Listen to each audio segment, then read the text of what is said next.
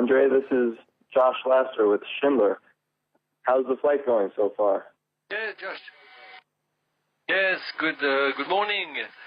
Good morning to you. Flight is going extremely well. I'm now the Atlantic Ocean, slightly away from the coast.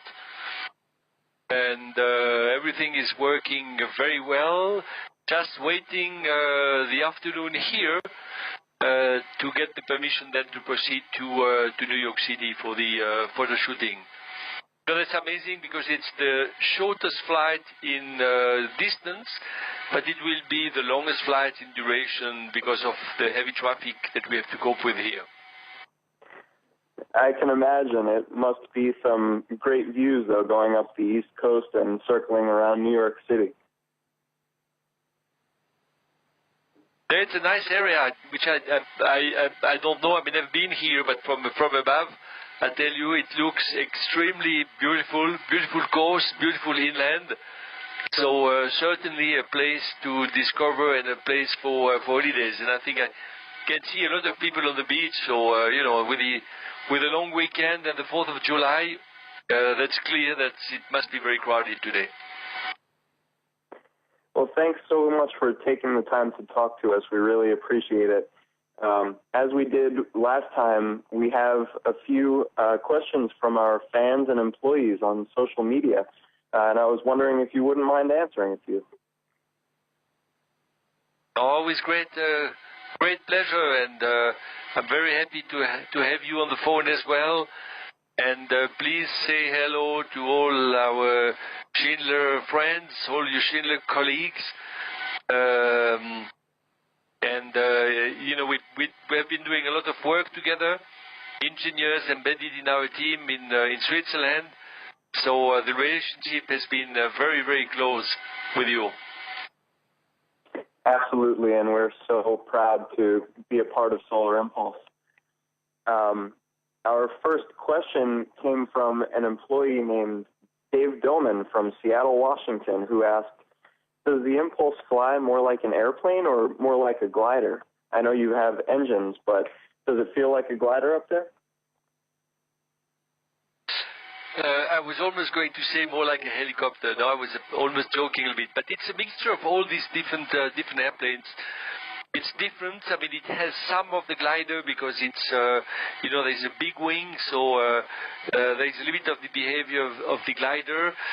On the other side, you have to use a lot the instruments, so it's, you know, it's quite close to fly on instruments in an airplane, and you have to coordinate very well the feet and which is the rudder and the ailerons.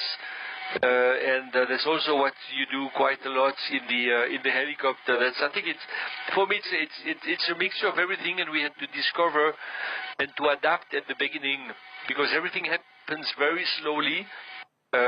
So you have to be patient and see when you do something on the airplane, see what the reaction is, and then maybe do something else, but after quite a while. So that has been a quite long learning process. Sure, I can imagine. So our next question comes from Scott Palmer, who's from Chicago, Illinois, and asked, what additional safety measures does Solar Impulse require compared to a traditional airplane? You mean as a pilot or as an aircraft? As an aircraft.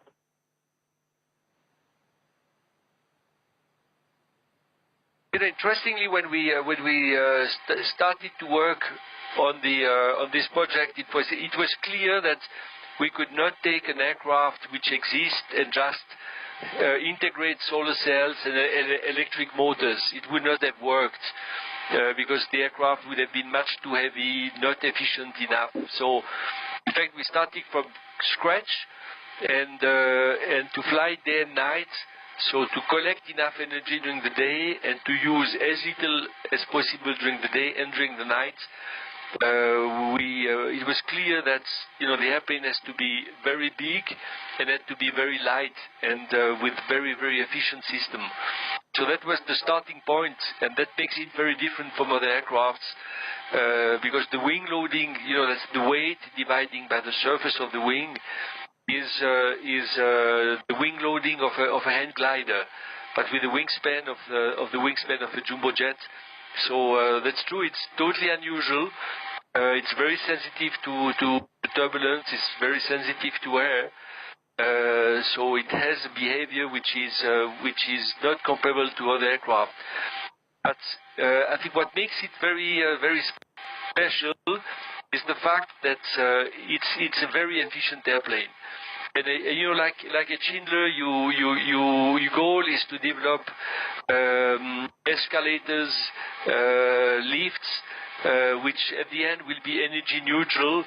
That's exactly what we also had in mind here, and that's the reason why, in fact, we were so in line between engineers of Schindler and our engineers working on this project.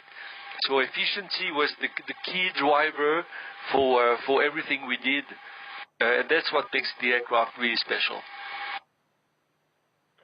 Absolutely, and it's incredible to see you on your final leg in the Across America mission. It's quite astonishing to have seen you go all the way from San Francisco all the way across the country and through your challenges with the weather and everything else. It's incredible that this plane has accomplished what it has accomplished, and you and Bertrand have been a real inspiration to all of us. So there's two more questions, if you don't mind. The first is from Go ahead. John Payne, who wanted to know, as you look back on your voyage across America, what do you think will be the most memorable moment or memorable experience? I would say two. One was, there are many, but if you ask me, what are the one which gets out immediately, one was more on the West Coast, where we had the chance, because the school were not on vacation, to meet a lot of kids, young kids, schools, but from 6, 7, 8, 9, 10 years old, and this was just unbelievable. To see these young people, young children react, look at their shiny eyes, their emotions, and to hear their remarks. That was really, truly thrilling. And then, of course, there are other souvenirs. Certainly, with all the people we met, but flying was, the goal was also to fly across America. Flying was the landing in Dallas was extremely interesting, a great learning process, but also a lot of emotions, as the wind speed had the same intensity as the maximum approach speed of the airplane. So I was completely stationary over the airport, and it was not possible to fly a normal traffic pattern like we do with the normal aircraft. We had to do some kind of a translation to bring it over the threshold and land it like this. So that was very new, very different, and I tell you, it was as well a very strong emotion for me. Just another in a series of firsts for Solar Impulse, right? Yeah, this discovery, everything is exploration, everything is a little bit new, and that's really, part of the project. Not only technology, but flying, but the human part of it. You learn a lot about yourself when you do these long flights. That's a great teamwork. I think we have really a fantastic team, also with all our partners, and that's thanks to this team, this teamwork, this spirit, the support we get, and we got also a fantastic support here in the United States by all the authorities. I think thanks to this support, that's what makes it possible. Absolutely. So we asked you to look backwards for your favorite moment on the mission so far, and now I'll ask you to look into the future. How do you think the technology gained from Solar Impulse can be applied to all types of different applications across the country and around the world? Yeah, I think it started already. As you know, all our partners are not coming from the aviation world, like Schindler, like Solvay, like Bayer, and their motivation was certainly to be exposed maybe to something different, but certainly as well to develop product solution for their own customers. So we see some of the products we develop with Solvay and Bayer, we see them already going to other applications in cars and in home buildings, like insulation materials. So that's a process which has already started. And that's where we see the big potential to develop these clean tech industries. And I'm sure that you will come up also with, you already have solutions to be energy neutral, but then I'm sure that you will be able to apply it also for large buildings as well. I think that's the beauty of it. Huh? That's our goal, and I guess that's the goal of our partners. Absolutely, and I want to thank you again so much for having us, for being a part of this, and for taking the time to speak with us this morning. We really appreciate it. Good luck on the rest of your flight into New York, and we look forward to seeing you again at our event on Tuesday. Looking forward to see you on Tuesday as well. But really, let me say that it's such a great pleasure to have partners like we have. I mean, we are. I don't want to say we are spoiled, but I think we really have a strong relationship, and we are truly happy to have you on board, to be able to collaborate together, to partner together, to work together.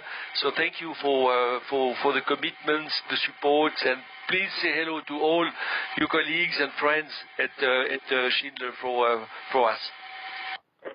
I will. Good luck, Andre. Thank you. Bye-bye, and see you Tuesday. Bye-bye.